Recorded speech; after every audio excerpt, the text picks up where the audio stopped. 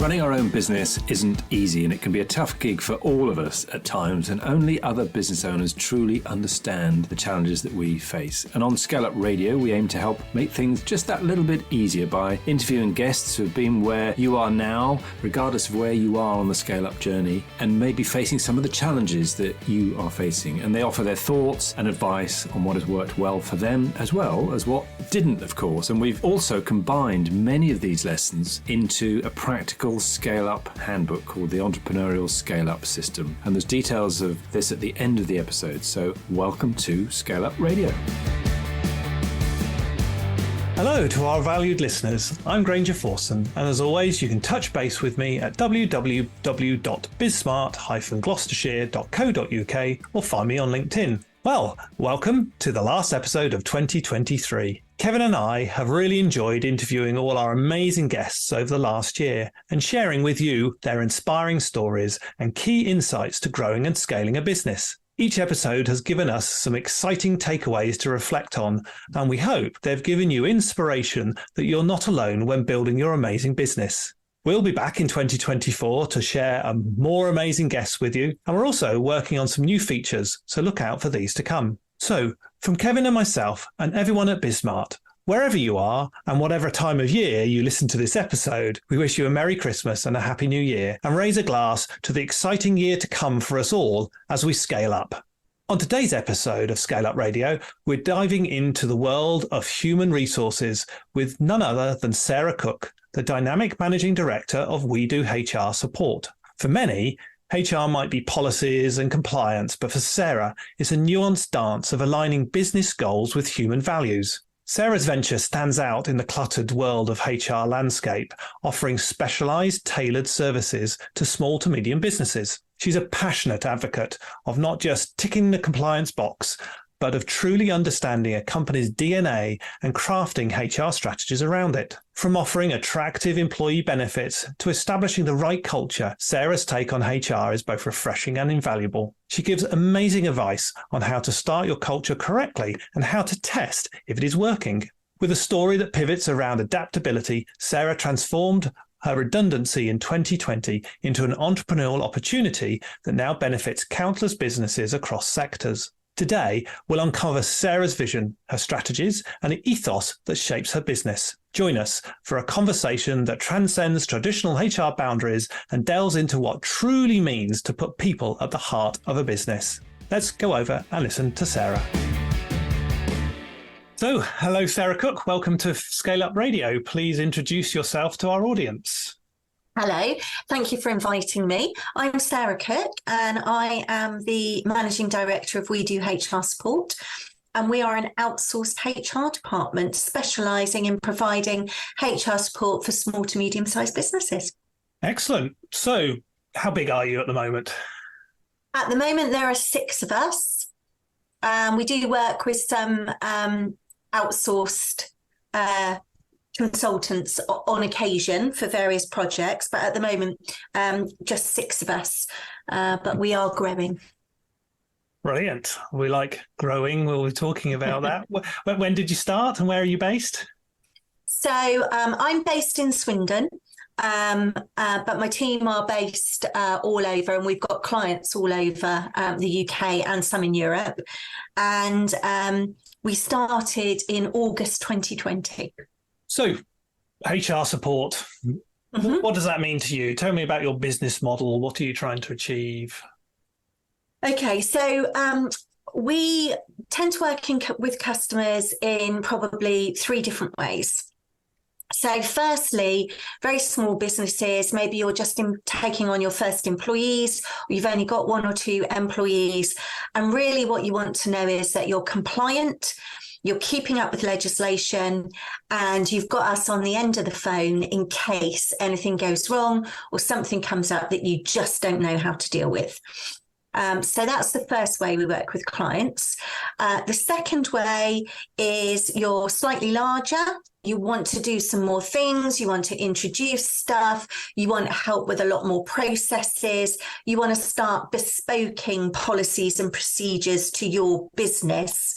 And you want to send out stuff that gives the rules and regulations, if you like, but in your tone of voice. So it's recognisable as coming from your company and not something that you downloaded off the internet. You also probably want an HR system for your people so you can keep on top of all the key dates and things like that. You might want to provide an employee assistance program.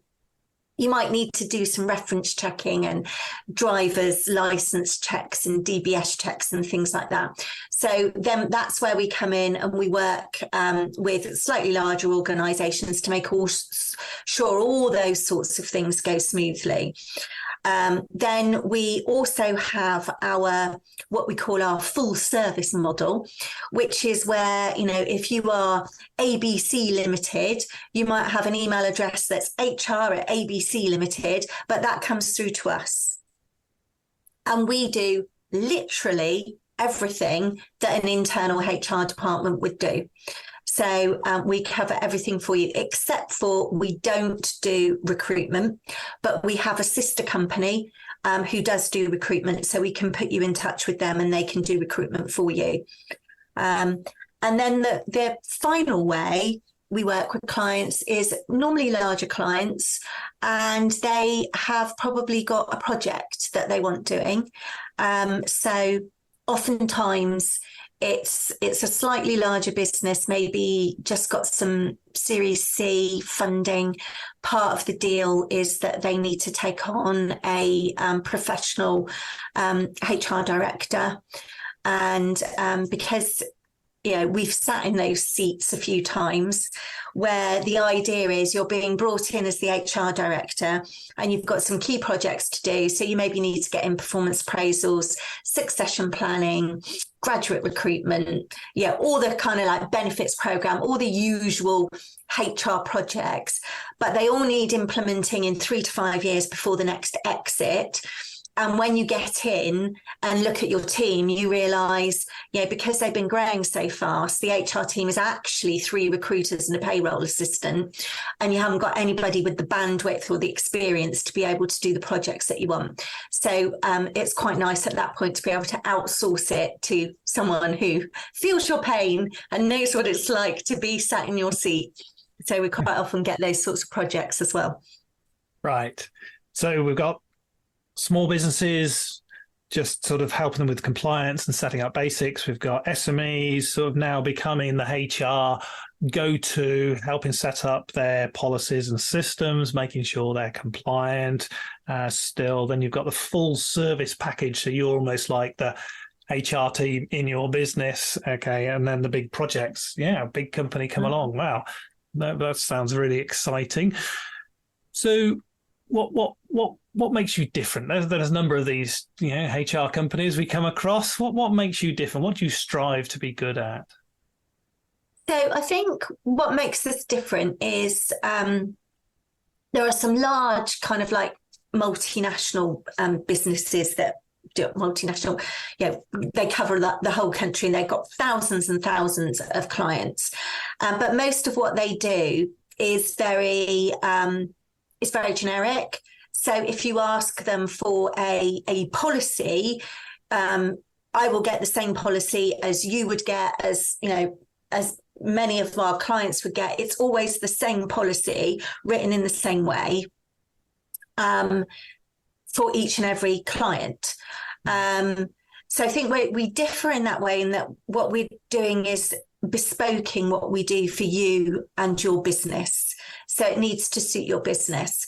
And I always say to my team that one of the good things about working in this type of business for your HR career is that if you work internally, you will, write and develop, for example, one wellbeing policy in one way. Whereas working for us, you might do 6 wellbeing policies and they'll all be very different because each organisation wants something slightly different and is looking to achieve something slightly different with a wellbeing policy. So that's one way in which we're different. There are also a lot of people that work like us, bespoke with clients. They tend to be maybe franchises, and they tend to be, or maybe one person. So one kind of like senior person who's now doing outsourced HR. And so, if you like me, you've spent a career building up and doing stuff, you don't really want to go back when you're one person to writing the letters and stuff like that. So I think where we're different is we can do everything. So we've got a team, although it's quite a small team, it's at all different levels. So we can step in at the admin level, at the advisor, sort of business partner level, and then at the senior director level.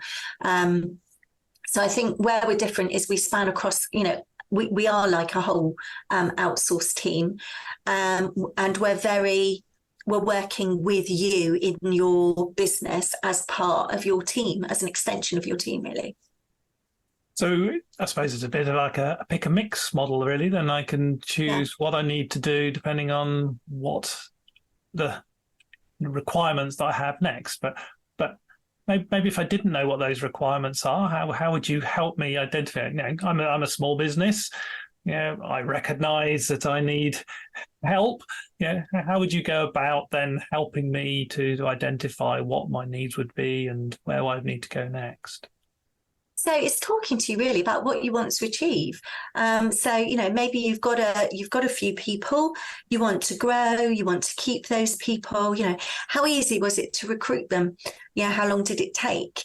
And did they come with all the right skills, or have you had to do some training? What do you think they want out of the job? What do you think, you need to do to make them stay, to retain them?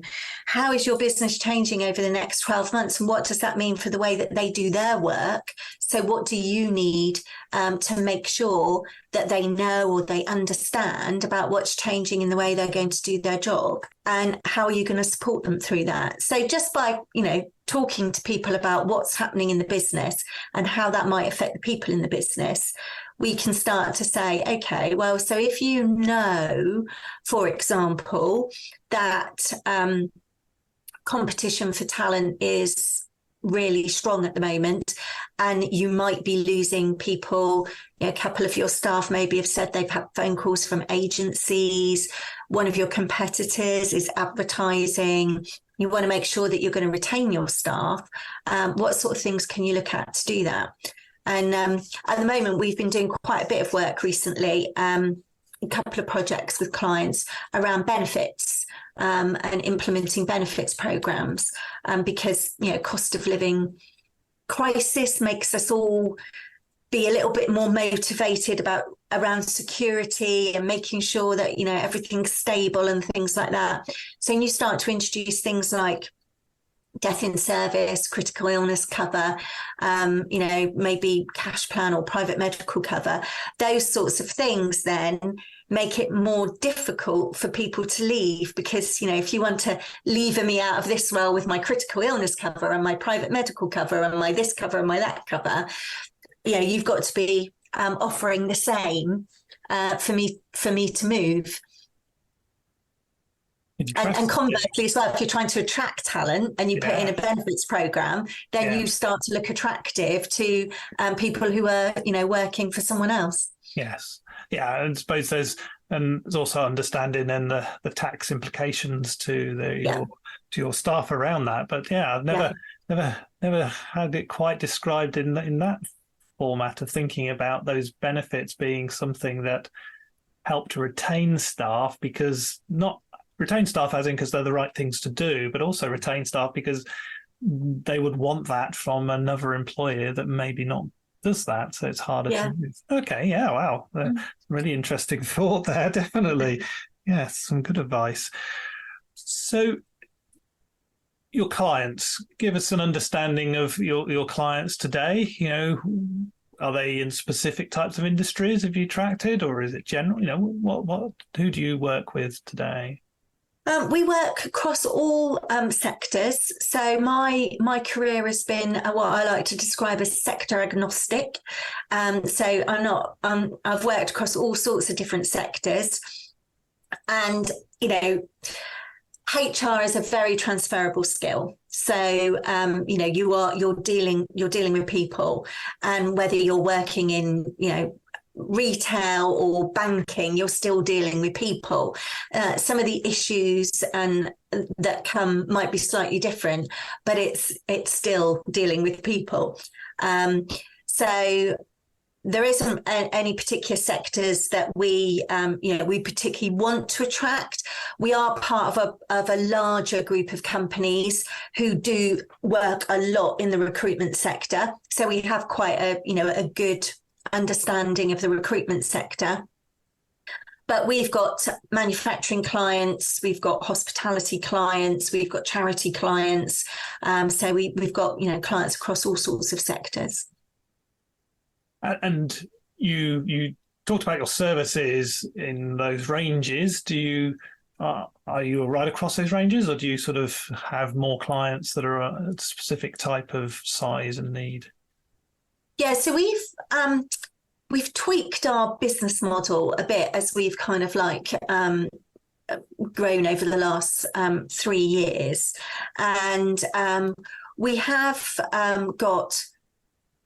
we've got a nice little sort of group of quite small businesses, micro businesses.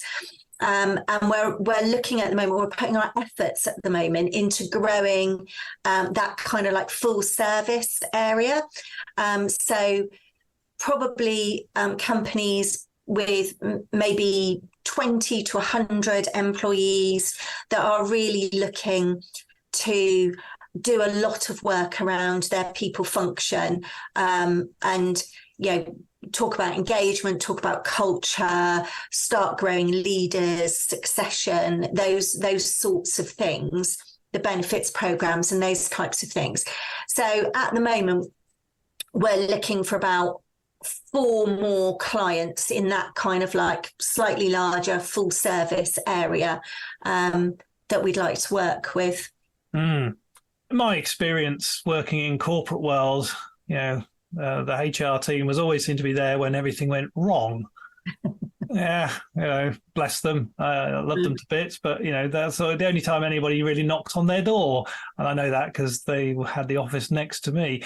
But you've talked about businesses that want to engage in culture development and benefits and growing their people. That's a passion of mine: growth and development of people. So. How do you go about doing something like that then? In terms, and why are those so important? Well, so I think you're right about a lot of HR departments, and I think I didn't come into HR through the kind of like the usual route. I came in from operational management, which at the time was quite unusual. And for me, HR needs to be visible. If you've got a group of people that are your internal clients, they need to know who you are. They need to see your face, and they need to understand that when you walk through the door, it doesn't mean that somebody's getting sacked. I know I've worked for a financial services company, and I walked into an office in Leicester once, and the MD of the company was like, got up, saw me through the door, got up from her desk, met me halfway down the corridor and said, "What's wrong?" And I said, "Nothing, I've just come to see, so-and-so and, have a chat because they're new and they've been with it." She's like, "Oh, wow, you need to give me a heart attack. I thought somebody was getting the chop." So I've been always in my career, I've been about changing that perception and saying to people, look, we're here to help you.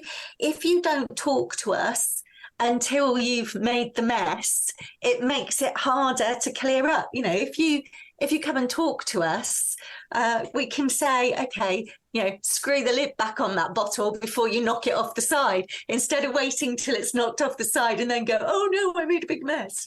So that's really kind of like where we're coming from, is where we know people get worried, they get nervous, they don't know what to say. So we're here, pick up the phone, we'll talk you through what you can say. We know sometimes you say the wrong thing, we'll help you recover it. We can give you advice. We can talk to you about what it is you want to achieve. And, sometimes people will say to me, well, I don't care about the process. I just want this to happen. And so we'll go, okay, right, well, let's work out the best way that we can get that to happen. And we'll give you 3 options and we'll say to you, okay, so you could do this, but that's risky. It's got these risks and it could be potentially costly. Here's an estimate. Or you could do this, which is, halfway between the two, or this is your risk averse option. Takes a little bit longer, but it's much more, surefire, and, you might have a positive outcome that you're not expecting at the moment if you step through this process. So it's not about, wagging a finger and pointing at people and telling them what to do. It's about saying, okay, well, what do you want to achieve and how's the best way to achieve that?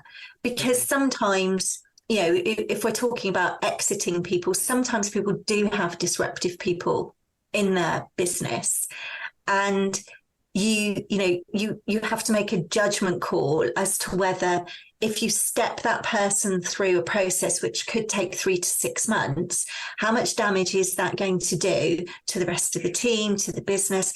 How much focus and time away from working on your business does that take from you? So then let's make a considered option of the risks, whether, it's actually better to move faster in that situation. And it's real life. It's not HR from the HR handbook. It's real life HR, because this is about your business, your peace of mind, your well-being. What wakes you up in the middle of the night, and making sure that we're supporting you to manage those things, as well as the great stuff like providing benefits and doing training and promoting people and all of those kinds of things. There are the sides that, we're maybe known for, but being visible, having a relationship and getting to know people means that the advice comes quicker, it's more relevant, and it's probably, I can say, look, I know you're not going to want to consider this, but I'm going to tell you this, there's this or there's this.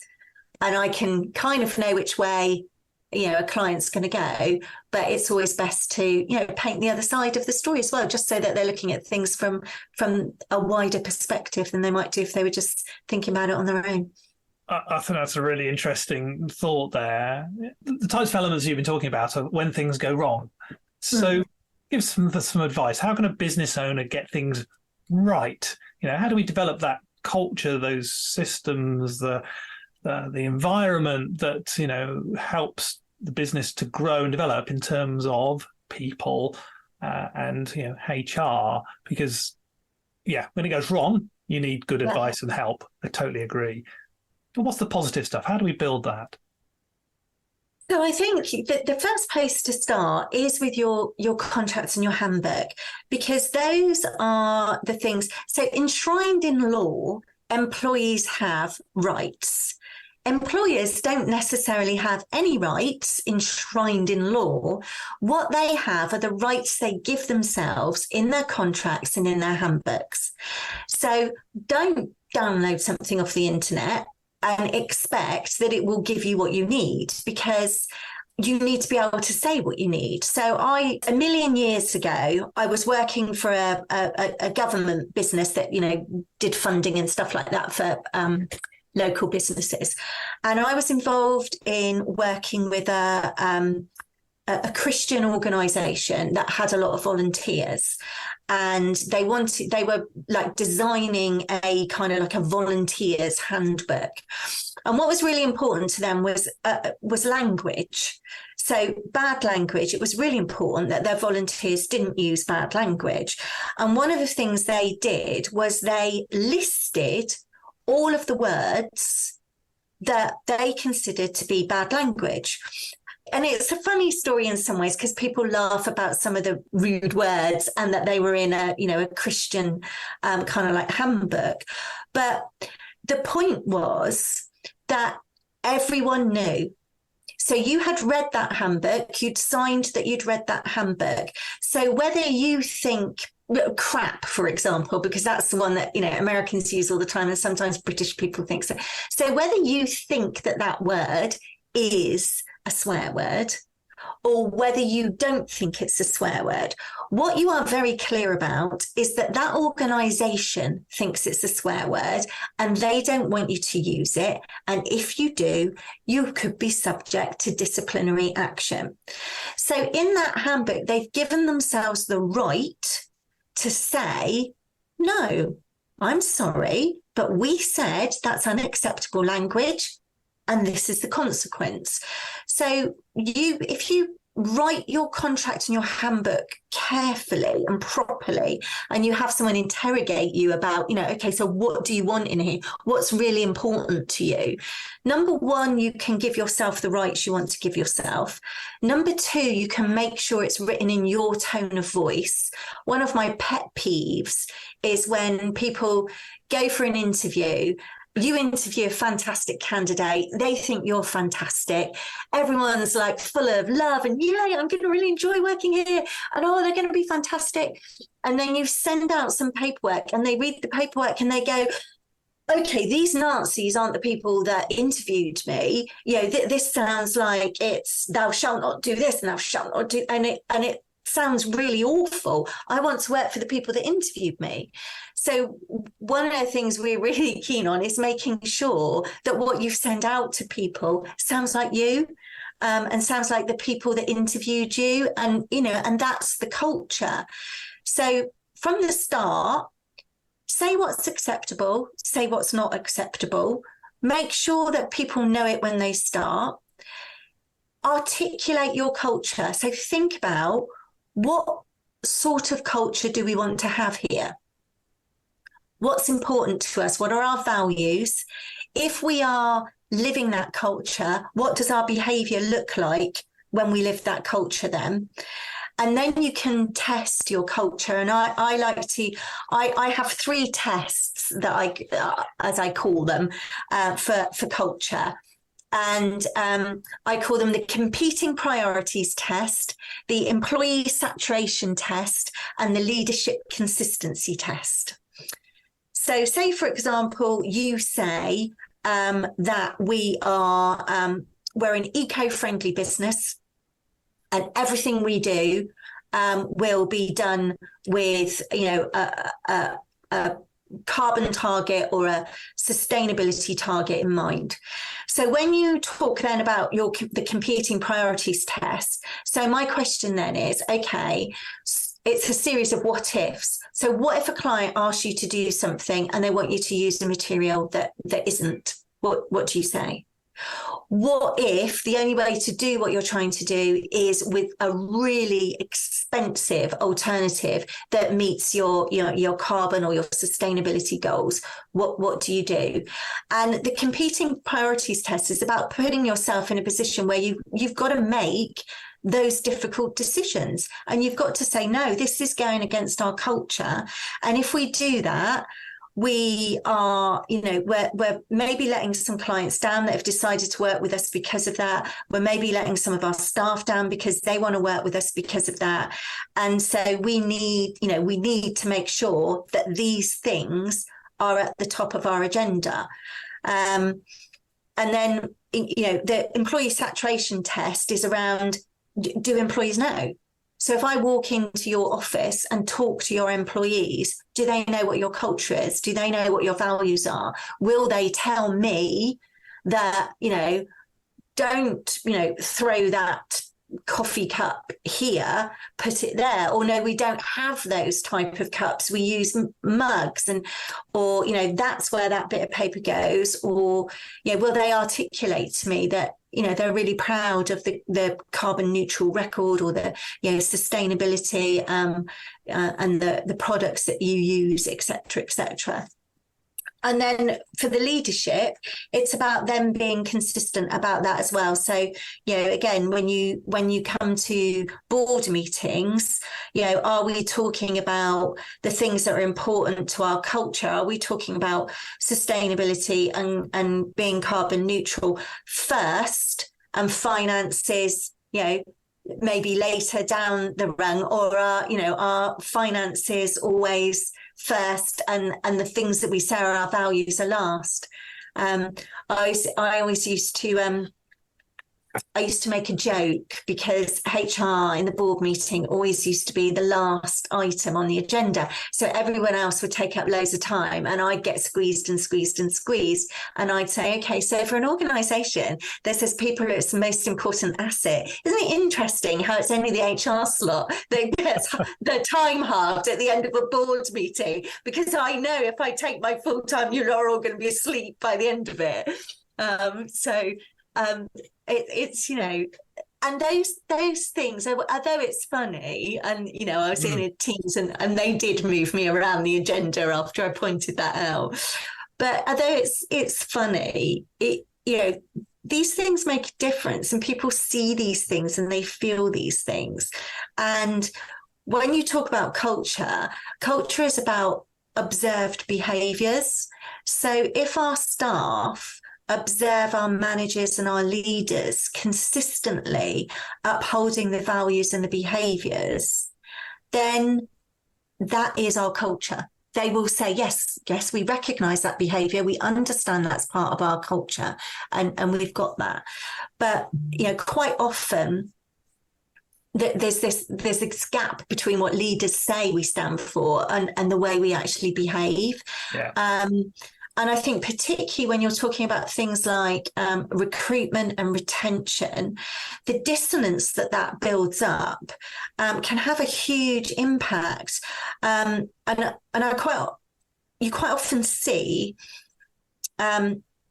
if you are not if you're not meeting those tests. So say, for example, and a good one is a health and safety example.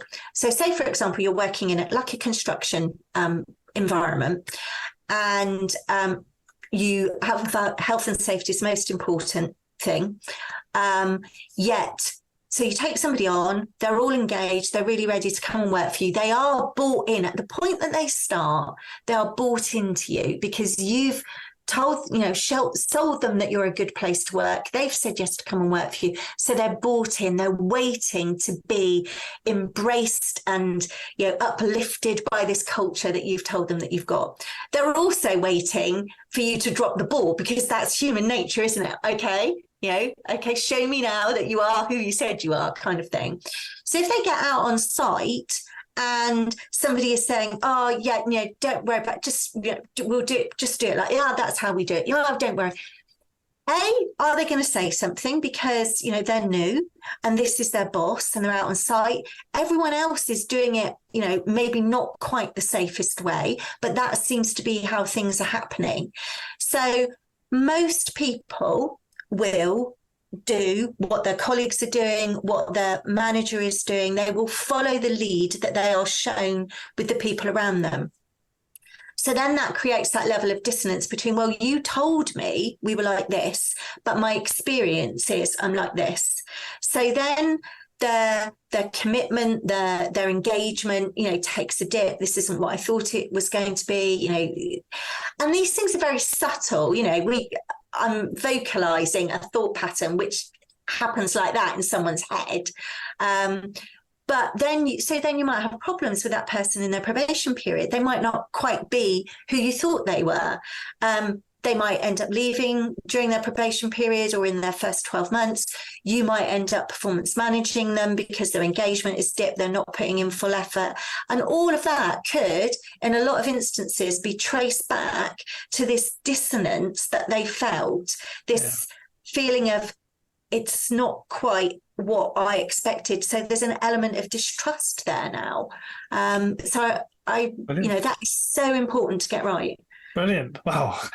Such amazing advice you've just given us there, and I love the 3 tests, and I'll definitely bring that back in my summary at the end. That's awesome. Right, let's talk about your business now, because time is running away from us. There's such amazing advice you've given us all. Thank you so much, Sarah. Let's talk about your business. So you started 2020. You know, why did you start? What was the nucleus to get it going? So I'd been working in a in-house HR director role, and my role got moved to Warrington And as I said before, I'm based in Swindon, and I didn't want to move to Warrington. So I was made redundant at the end of December 19. And through the summer, I was contacted by someone I'd worked with before when I worked in financial services. And he'd set up We Do Finance. And he phoned me up and said, we're getting all these questions about furlough, about redundancy, about people working from home and restructures. We don't know any of the answers. How would you feel about setting up an HR business? So I'd left my previous role, say at the end of December. I'd worked on a massive acquisition and integration project. And so I decided to give myself a couple of months off before I started doing anything else. And then COVID hit. So it was like, there were no jobs. So Mark said to me, what do you think? And I said, yeah, tell me a bit more. But yeah, actually, I'd love to do that. So we started off in August, and we looked for HR systems and some, handbooks and contracts, and we kind of like designed some content and things like that, and kind of like got ready to say, okay. And we answered lots of questions on furlough and redundancy and things like that. And then we launched the business probably the back end of 20. We're kind of like, properly started signing up clients and things like that at the back end of 2020. So, wow. Yeah. So six staff now. How have you gone about finding the right people? You've given us a masterclass. So how have you gone about it? Well, the first person I took on was Lauren, who was studying for a psychology degree, was supposed to do a placement year. And that had fallen through because of COVID. And I found her I got a free trial for a CV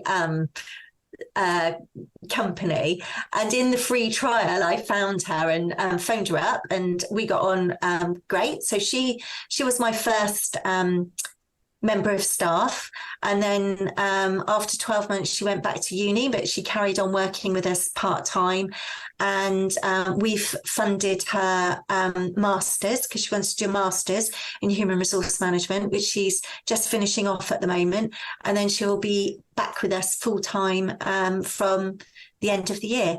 So that's been really great. And then my next recruit was Jana, who, and this is the third time that Jana and I have worked together. So one of my tips is never lose touch with the people you work really well with. And the great thing about Jana is that she's good at all the things I'm not very good at. So we complement each other very well. And secretly, she's good at everything, really. She's good at all the things I'm good at and all the things I'm not very good at. So hire people who are much better than yourself is my next very good advice. Very good advice. Yeah. And then we have we've got some HR consultants, and we've had a few HR consultants actually. They tend to go and live abroad. So we had an HR consultant who left to go and live in Dubai, and then another one who left to go and live in Thailand. And we've had a couple of HR consultants. So it's a role that's difficult to fill for us, and it's sometimes it's a difficult job to do because it's very different to being internal. So there's an element of account management, if you like, involved in the role that an HR professional wouldn't normally have to do. So it's it can be a bit of hard work trying to get that mindset as well across. But we tend to we look for people who are qualified and skilled, people that we like, that we can have challenging conversations with. So it's quite nice when you're doing a case review and somebody thinks of something that you haven't thought of. That's the best thing is when you disagree about what's going on, because then you can sort of thrash out and I hadn't thought of that. No, you're right on that one. Yeah. And Are you all remote working, or do you all come together? We've got an office in Swindon, so we do come together regularly to to just be a team together. Yeah. But we do work remotely most of the time. So most of what we can deliver for our clients, we deliver remotely. We do spend time, on site with our clients as well, and we meet. If we're not getting into the office, we all meet on Teams at least a couple of times a week. So. And what do you do as a team to try and keep the culture alive and focused? So because we're part of a larger group as well, we have things that we do with the group. So we had a summer event recently up in Manchester. We've got a Christmas party coming up. And as a smaller team, we tend to get together. So we tend, whenever anybody new starts, we always all have lunch together on their first day, and we tend to get together in the office. We tend to meet more often for lunches because it's there's a travel implication, and we're all, better if we come together in the middle of the day, and then you don't have to get up super early or be away late. So it's just, we don't really do anything kind of, like we'll get together for yoga or go for a run or anything like that.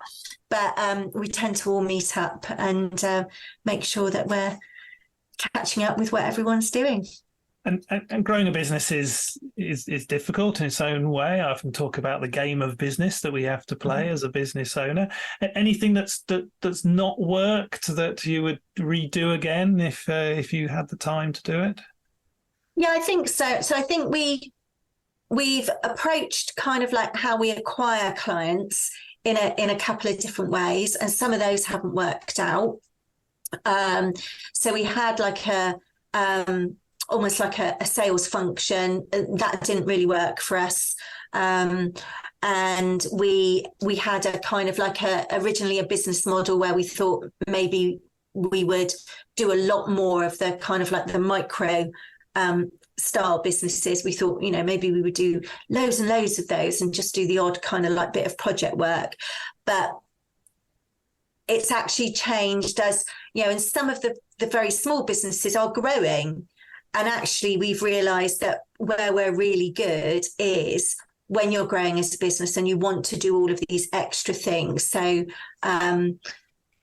I think that's really, and that's why we're looking for these kind of like 4 or 5 more full service clients, because that seems to be what we're really, really very good at. So yeah, I think we would, if we knowing what we know now, we're always tweaking our kind of like our onboarding process and our the way some of our internal processes and things. We're always kind of like constantly tweaking those just to get a little bit more out of them. Brilliant. So if we meet again in 5 years' time, I'll sit and have a coffee somewhere rather than just on Zoom, and we're looking back over the last 5 years, what's happened both professionally and personally for you to say that's a real successful 5 years? So professionally, I think to continue to grow, we are looking at potential, acquisitions for us, and I think also as well to grow and also to grow our services. We've got a couple of clients in Europe at the moment. I'd like maybe to pick up clients further afield than that. We've done some work for a company in Australia, and it's really fascinating looking at the different employment law legislations in different areas. And my internal roles have been kind of like global roles, so I know a little bit about different areas. So it'd be nice to kind of like spread that knowledge across the globe. So world domination really in 5 years. And personally, I love what I do. I love working with the team. And so I think I would, just like to be continuing doing what I'm doing. I've had some health challenges this year, which hopefully are all behind me now. So, and be healthy. Well, Sarah, thank you so much. It's a fantastic conversation we've had. You probably realise we've talking for nearly 45 minutes. So it's been awesome. I mean, starting off in 2020, coming out of a large corporate role and taking that leap because somebody knocked on your door and said, I need some help over here because lots of people are asking us questions about HR. You took that jump, that leap of faith. You've developed business. You've got 6 staff now and growing.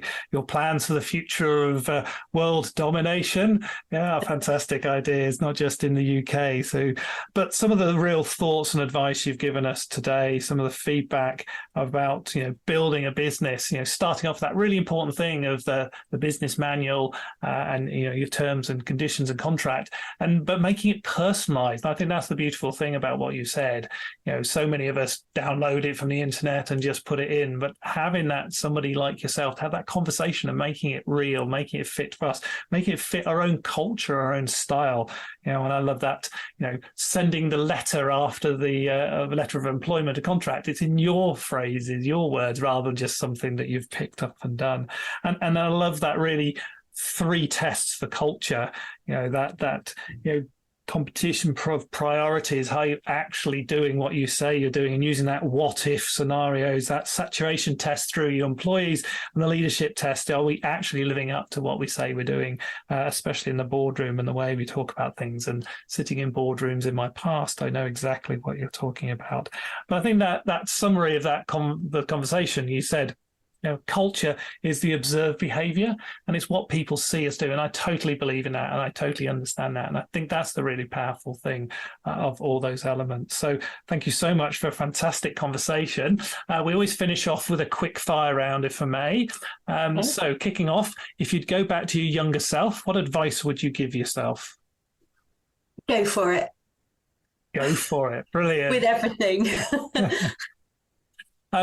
Any books you recommend? Not necessarily business books, but anything? Recently I just read the latest Robert Galbraith. I couldn't wait for it to come out in paperback. I bought it in hardback. Business books that I have read recently that I love. Adam Grant originals.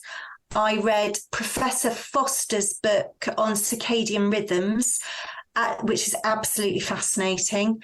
The E-Myth, I've read like 3 or 4 times. I love that book, as well as Covey's 7 Habits, and the High Performance Podcast book is really good. Yes, brilliant. Thank you. Podcast, do you listen to any podcasts? Any you recommend? Yeah, High Performance Podcast I like. I listen to one of the Van Tulligan twins, I can't remember which one it was, on Diary of a CEO the other day, talking about ultra-processed food. That was really interesting. So I like that podcast. And I like Gabby Logan's podcast, The Midpoint, as well. Onto your mobile phone, any apps on your mobile phone that make a difference for you?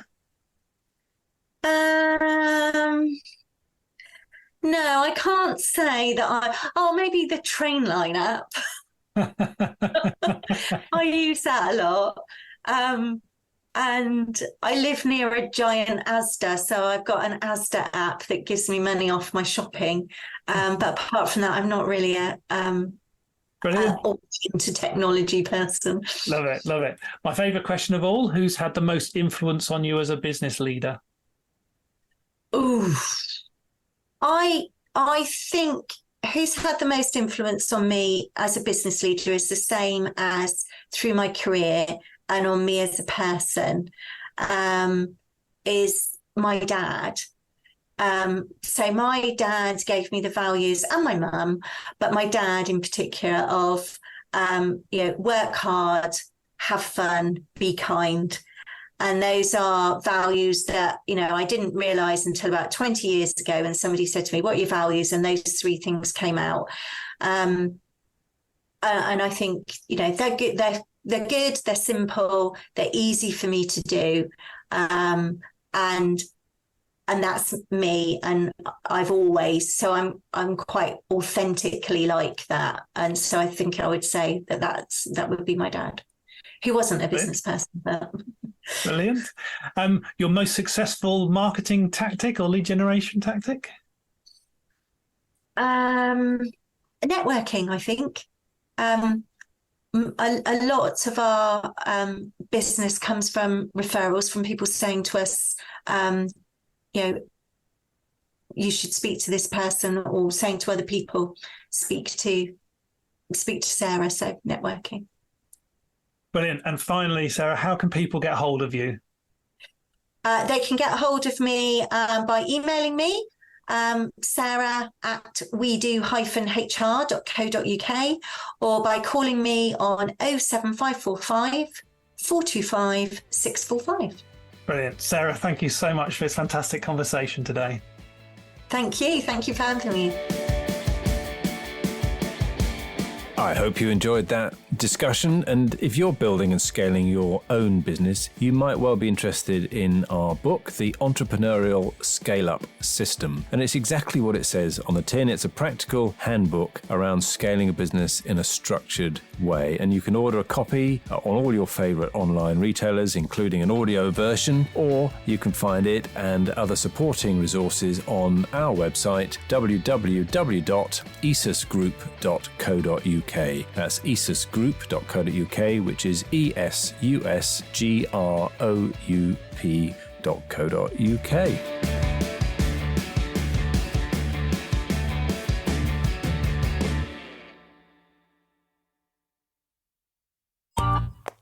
This has been a Monkey Pants Productions podcast.